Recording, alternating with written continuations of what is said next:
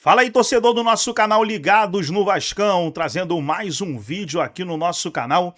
E nesse vídeo é para falar da preparação do Vasco para o confronto contra o Bahia, partida que acontece no domingo, 4 horas da tarde, na Fonte Nova. Vasco que está na 18ª colocação com 21 pontos. O Bahia está em 5º lugar com 32, então é uma partida muito difícil aí para o Vasco.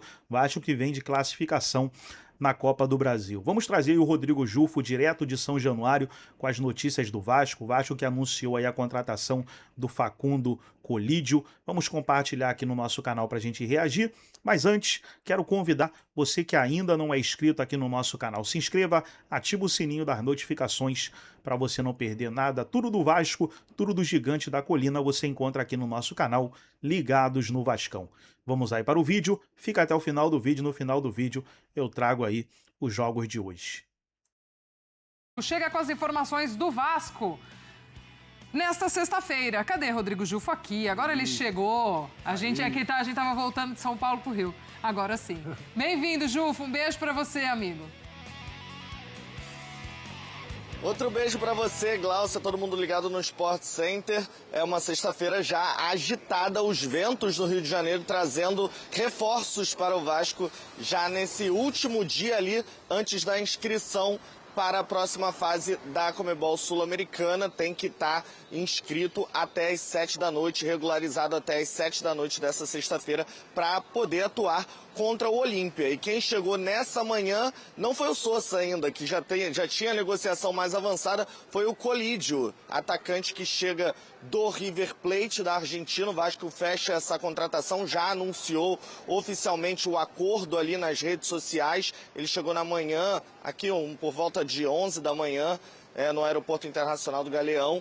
Falou com algumas pessoas, alguns influenciadores que estavam ali no local e se disse muito animado por atuar no futebol brasileiro, por vestir a camisa do Vasco, mas também muito consciente da condição do clube, que está na zona de rebaixamento e briga pela Copa do Brasil Sul-Americana para sair do jejum de títulos. O Vasco vai pagar 5 milhões de dólares ao River Plate de forma fixa, por 50% do passe do Colídio, e aí mais 5 milhões de dólares em metas que, se forem alcançadas por ele, número de jogos, participações em gols, assistências, mais 5 milhões de dólares, e se ele cumprir essas metas, aí o Vasco compra a totalidade do Colídio em 100%. O contrato até o final de 2029, então o Vasco já podendo contar aí, corre contra as horas aí, contra o tempo, para ter o Colídio contra o Olímpia. Já o Santiago Sousa ainda nos detalhes finais burocráticos. A negociação está fechada,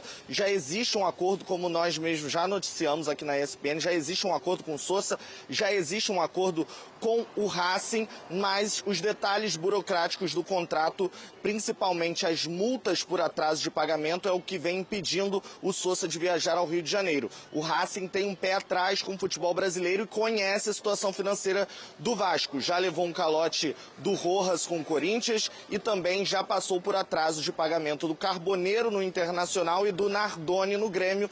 Não quer passar por isso de novo e por isso propôs ao Vasco uma multa muito alta, acima do que o mercado pratica para atraso de pagamentos. O Vasco entende que isso não é justo com o próprio clube e também com o mercado, esses valores não são praticados, e tenta esse último ajuste. Conversando com pessoas de dentro do Vasco, isso não vai ser um problema, mas é o que está atrasando a negociação. O Santiago Sousa já treina separado, não treina com o elenco do Racing, e nós vimos já nas redes sociais o próprio Sousa se despedindo dos torcedores, dando tchau para os torcedores na última partida do clube. Não que isso signifique muita coisa, porque a gente lembra do Dibu Martinez se despedindo do torcedor do Aston Villa e ele tá lá até hoje, né?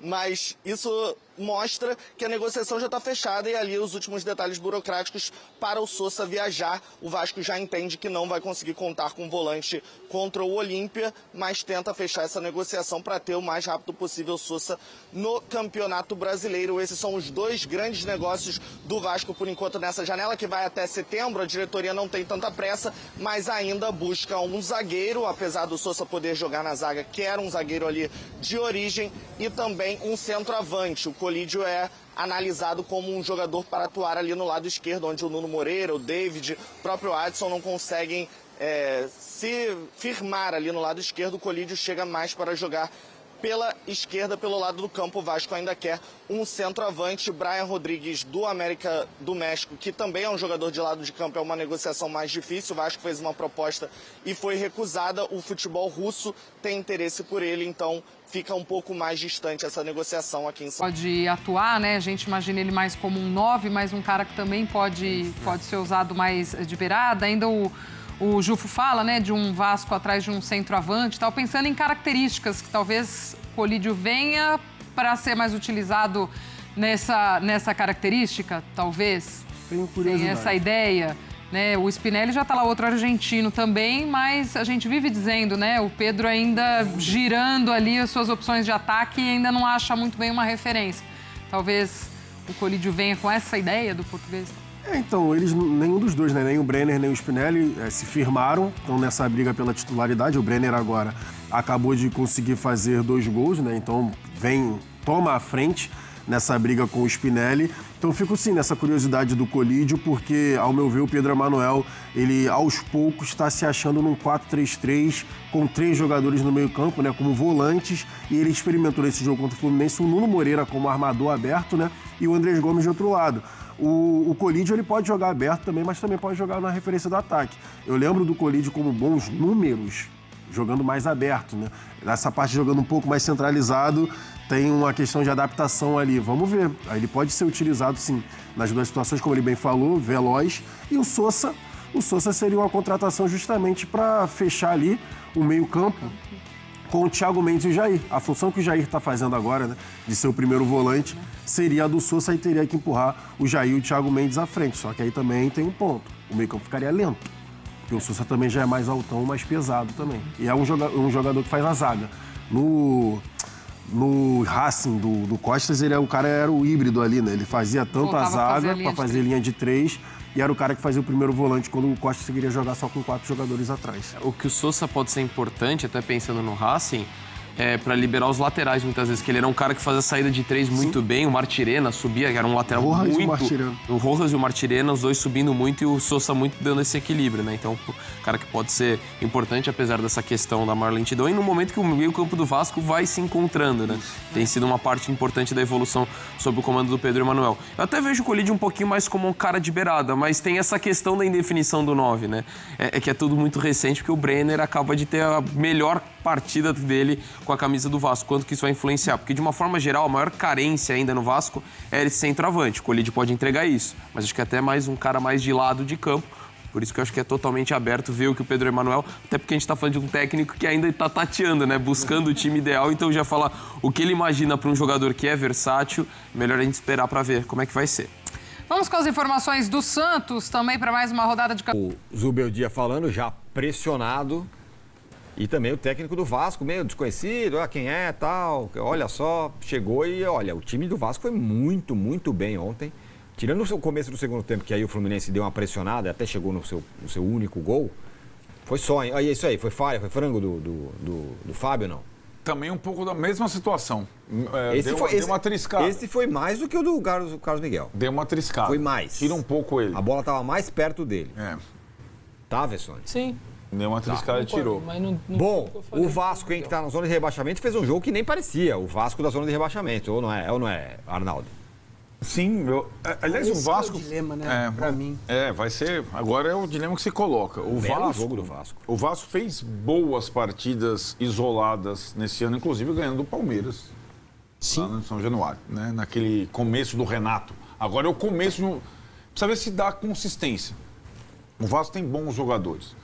Em relação ao primeiro jogo, 2 mudanças fundamentais. A primeira, entrou o dono do time que estava suspenso. O Thiago Mendes joga muito futebol, joga muita bola. É um dos melhores jogadores em atividade no país.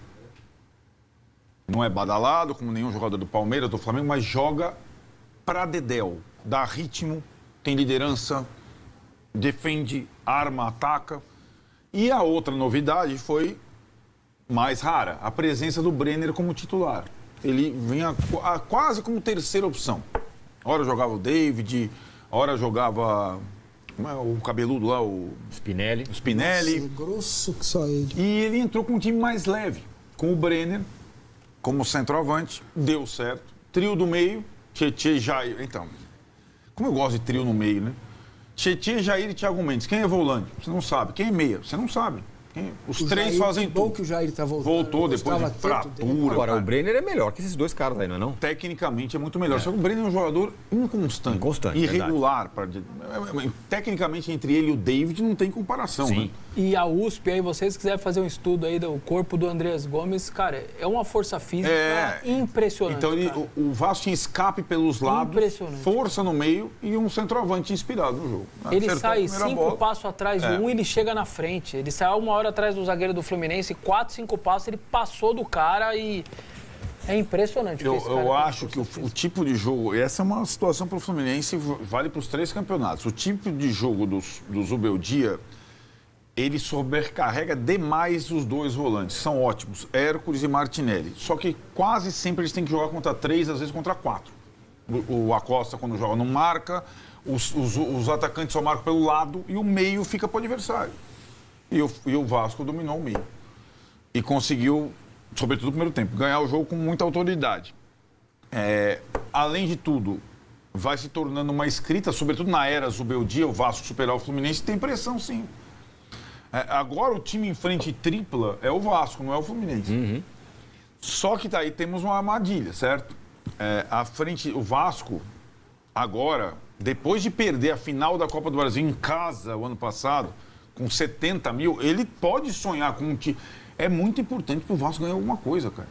Então é legítimo para o Vascaíno, seja a Sul-Americana contra o Olímpia, semana que vem, seja a Copa do Brasil, priorizar as Copas. Porém, ele está na zona de rebaixamento do Brasileiro. São 5 jogos, cara. Então, são 5 jogos para a taça. Ou, não, 5 jogos para botar aí Libertadores, você pode ser vice, né, e ir para Libertadores. Só que, né, Massinha, os 5 jogos são nos próximos meses. E entre eles tem muita rodada de brasileiro. Agora essa tem é a que questão. focar, cara. E essa pressão do Zubeldia, ele pega num momento para ele muito difícil, porque além da Liberta, agora ele vai ao Newton Santos e recebe o Palmeiras. Só isso que vai acontecer. Então, assim... O brasileiro que ele já estava lá, se mantendo, olha lá, foi ultrapassado pelo Atlético Paranaense, que tem um confronto difícil na Libertadores. Rivadavia, de quem ele já perdeu. Então, eu acho que é uma circunstância agora bem complexa. Eu acho que se o Zubeldia não classificar na Libertadores, Já passou, não imagino que ele raspando na permaneça. primeira fase. E para o Vasco, eu acho que esse é o dilema. Como tratar o Brasileirão agora nessa frente tripla? Não, acho que não tem dilema, né? Qual é? Tem que tratar com tudo o Brasileirão, não dá pra esperar. Não, o brasileiro sim, acho Mas que... é o time uma não torcida sustenta. que precisa de um Dá pra título. esperar, sim. Sim, precisa. Não, eu acho que ganhar agora... a Série B ano que vem. Não, é uma fase que agora não dá pra você... É um técnico novato. Ele não sabe ele não... o que é frente tripla. Ele não sabe o que é loucura, jogar nossa, no Paraguai, em Belém e tal, né? Então, como é que vai ser? É um time... Nesse aspecto, ok. É um clube sem comando instável. Então, vamos ver o que vai acontecer pro Vasco nesse final de semana de Brasileiro e contra o Olímpia. Se o Vasco for com tudo contra o Olímpia, ele vai arriscar. Para mim, as pernas, a saúde... Mas o ano retrasado ele arriscou, lembra? Sim. E se deu mal. Terminou o ano brigando Não, mas pra não cair. isso, ele larga a mão do brasileiro a ponto de vir em Itaquera com o time reserva. Tomou 5, 2 anulados, passou 3, ele arriscou. Bem anulados ali. Ele arriscou. O Josney aqui fala um negócio interessante. Esse time do Vasco foi muito mascarado por vários técnicos medíocres, sem repertório e conhecimento. O que ele quer dizer? Que técnicos que passaram lá não conseguiam tirar do Vasco, desse time aí, o que ele poderia tirar. Mas assim, saiu o Diniz e entrou ele. Sabe o que eu tenho que dar... Faço várias ressalvas ao Diniz.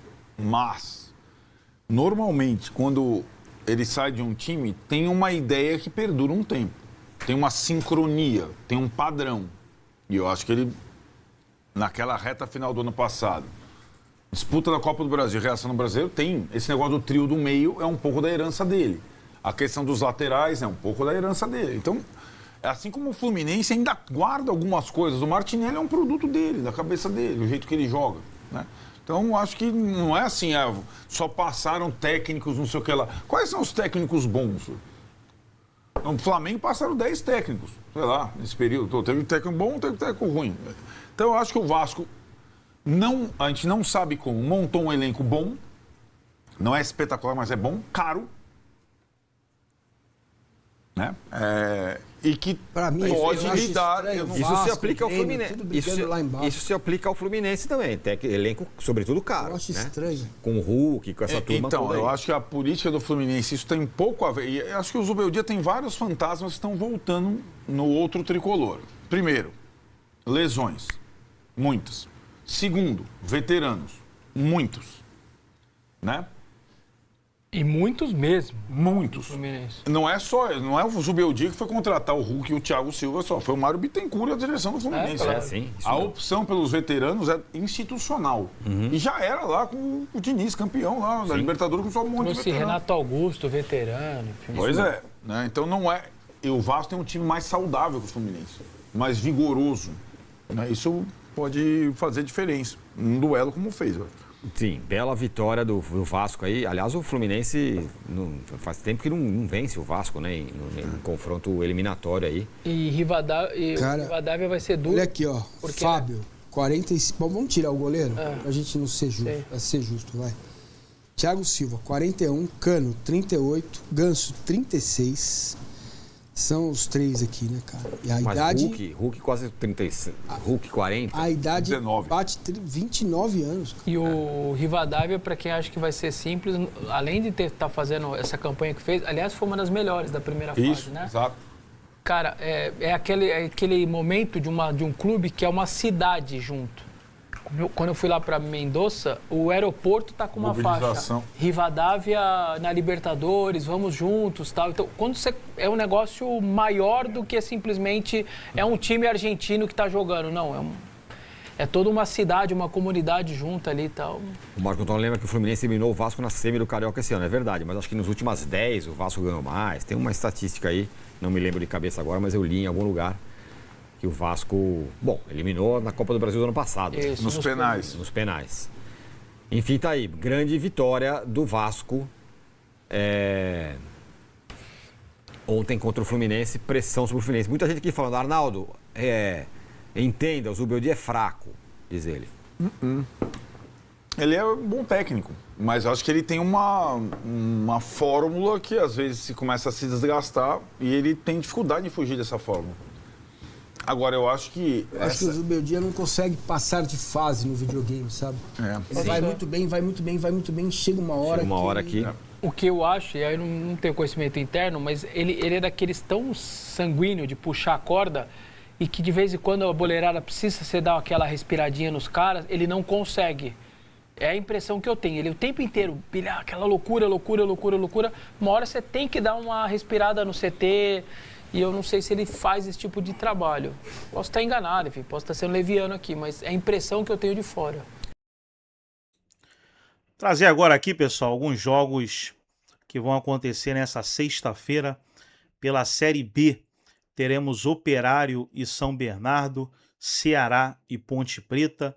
Aí teremos Brasileiro Feminino, Botafogo e Fluminense, Copa do Nordeste Sub-20, Campeonato Alagoano Sub-20, Campeonato Candango Sub-20, Campeonato Catarinense Sub-20, Campeonato Mineiro Sub-20, Campeonato Paulista Sub-20, uma penca de jogos aí, ó. Campeonato Paulista Sub-20. Campeonato Português, olha aí, ó, Português, Estoril, Famalicão. Campeonato Argentino, Rosário Central e Aldosivi, Independente, Rivadavia, Estudiantes, Rio Quarto. Campeonato Holandês, Copa da Inglaterra, muitos jogos aí da Copa da Inglaterra hoje. Copa da Liga Inglesa acontecendo também, Campeonato Chileno, Equatoriano, Uruguaio, Campeonato Chinês, esse já encerrado, Campeonato Japonês também já encerrado, Campeonato Uruguaio, Leeds Cup, Campeonato Peruano aí, vai ter hoje, Campeonato Alemão, segunda divisão, Campeonato Boliviano, CONCACAF Sub-20 e alguns amistosos aí rolando no dia de hoje.